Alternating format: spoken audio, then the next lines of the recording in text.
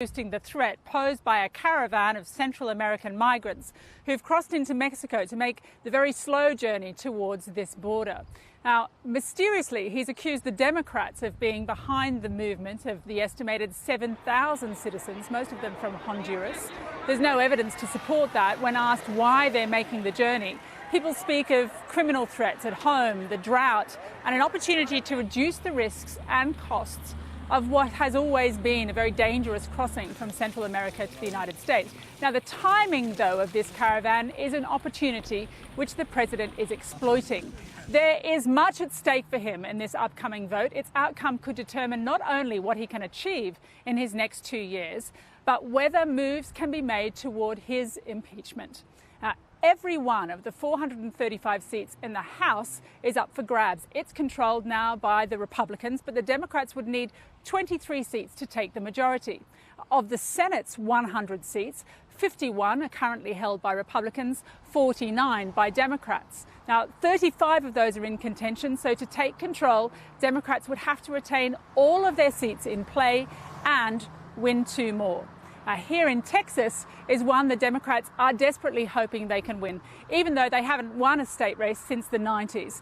The current senator is Republican Ted Cruz, but there's a wonderkid challenger who's making him sweat. We caught up with both candidates on the campaign trail last week when the caravan was yet to emerge, but immigration was already the talk of Texas. Deep in the heart of Texas, they're already casting votes. Early voting has turnout at double what it was for the last midterm election.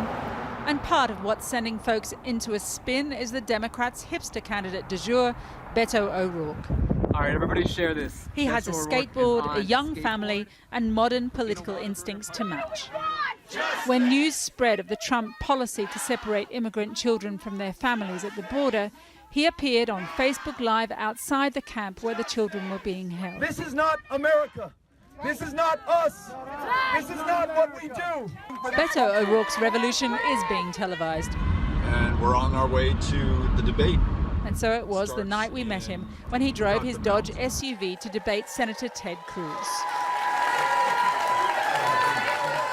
Watching on the other side of San Antonio, Beto supporters drawn to a viewing party organised by Beto ambassador Gwendolyn Rice. She has to reach back into Democratic mythology to find anyone to compare to her candidate. He seems to really understand and be able to relate to people kind of every type and class and persuasion, and that I think is why maybe we're starting to, why I thought of Bobby Kennedy. The fact he's visited every county in Texas and keeps going back is making everybody who hasn't volunteered before, we start to volunteer, and it gets a little bit addictive. It sounds slightly culty. It is a little bit culty, like it does, absolutely, but I think it's just a reaction to the negativity that we've been getting from the Republicans. Es un honor estar aquí con ustedes otra vez aquí en San Antonio. What I admire about him is that he can speak Spanish very well. I mean, really, like a local person. I really like that. He kind of reminds me of Kennedy, Robert Kennedy. He always goes around like this also, Robert Kennedy used to do that. As the debate ended, we drove to the TV station where it was held, looking for Beto. Beto, are there enough Democrats in Texas for you to win this?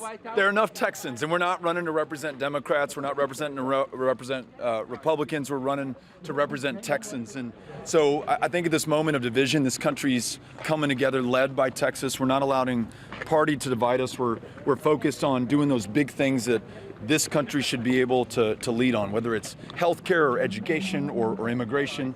And I'm really inspired by the people in Texas that I've met who are going to lead the way. So we spoke to 2 of your supporters tonight who compared you to Bobby Kennedy. Do you feel the weight of their expectations? No, I feel the energy that they have, that they've contributed to this campaign. They're making this possible, and I'm just very lucky to be a part of it. Congressman, Thank you all. For Irish television, for your Irish heritage. Is it something We had to scramble around the question from Irish television about his Irish heritage. And we have this amazing tradition in this country of accepting asylum seekers and refugees, immigrants who've helped to make this the greatest country in the world. And I want to make sure that we continue those traditions that have allowed us all to be so successful. Ever positive and smiles all round. Thank you all. But appearances can be deceiving. Meredith, you guys came out tonight to get a photo with Beto. Why? I was actually standing outside for Ted Cruz, but Beto came out. I'm confused, Meredith. I'm confused. Okay. You were here to see Senator Cruz. Yes. Originally. I agree with the way that he supports my president. Politics in the US is so tribal, it feels rare to run into someone prepared to stand together with the other side, even for a photo.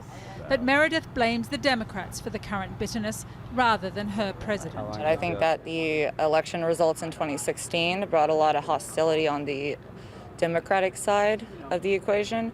That's brought a lot of just vitriol to politics because of their hatred for Donald Trump. They admit the president can be nasty himself, and no one can attest to that better than Ted Cruz. He was an opponent of the president in the brutal 2016 Republican primaries. And it got nasty. And then it ended, and I'll tell you what, nobody has helped me more. All that bad blood, Trump posting abusive tweets about Ted Cruz's wife and implying his father was an associate of the guy who killed JFK, all forgotten. Well, listen, I appreciate the media wanting to focus on political attacks from a campaign that was 2 years ago. I'm focused on the people of Texas. How much is your success at the midterms dependent upon a high level of enthusiasm for President Trump? I think that's very helpful. I think that's very, very beneficial. This election comes down to turnout. The extreme left is really angry. They're energized. They're filled with rage and anger and hatred for the president. Now, the good news in the state of Texas, there are a lot more conservatives than there are liberals. At his post-debate party, the next generation of conservatives is at the ready, willing to stand up for zero tolerance at the border. They go to the border predicated on the idea that their lives are so full of anxiety and pain that they can't live where they were before, even though they go through at least 4 countries, and even those countries are well equipped to take them in. They're more culturally synonymous with them as well. They come to the United States and they cross the border illegally. Why are we separating families? It's because they broke the law, and if you break the law, you go to prison. It's as simple and clear cut as that. I suppose the difficult thing is that you're seeing very young children punished for this crime, as you call it. Well, yes, but of course they didn't have criminal intent. But still, But a 4 or 5-year-old can't have criminal intent, surely. Of course they can't have criminal intent, but you can't make me a criminal for forcing me to take care of them. It's certainly not good to keep a child in the care of a parent who is willing to carry out a crime like that. So maybe putting them in jail isn't the greatest thing, but separating them is not the worst thing in the world. Today's job fair If hardline immigration isn't your thing, the Republicans have another crowd pleaser to roll out to win your vote. Jobs, jobs, and more jobs.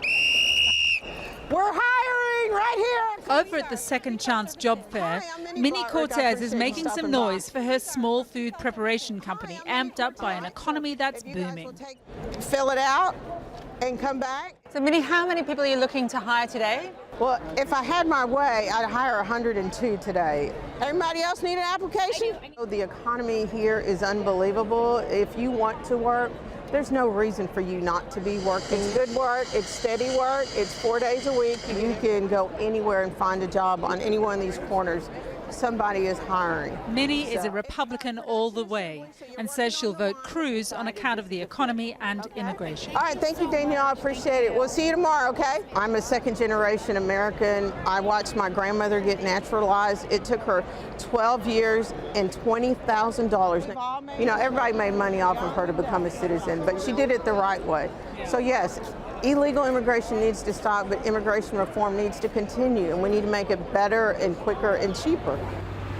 Historically, Hispanic voters favor Democrats, and if he's to win, Beto O'Rourke will need them to turn out, as well as those other unicorns of the American voting system, young people. Are the polls worrying you? No, I feel great. We're in the best position that we could possibly have hoped to have been in, and we're going to win. Now it's up to Texas to decide whether that happens. All right, Ames, you up front? Or the Lone Star State stays on its well-traveled conservative course. So the nationwide vote is on November the 6th, but with the interception today of these pipe bombs that have been sent to Democratic figures as well as to the media, we're already hearing calls from people who are active at the most senior level of politics in America to say, look, please, can we cool the rhetoric? There is a lot of anger, not only about immigration, but also about sexual violence, the appointment of Judge Kavanaugh to the Supreme Court. So going forward, the question will be how actively the candidates themselves and the party's leadership decide to respond to these calls.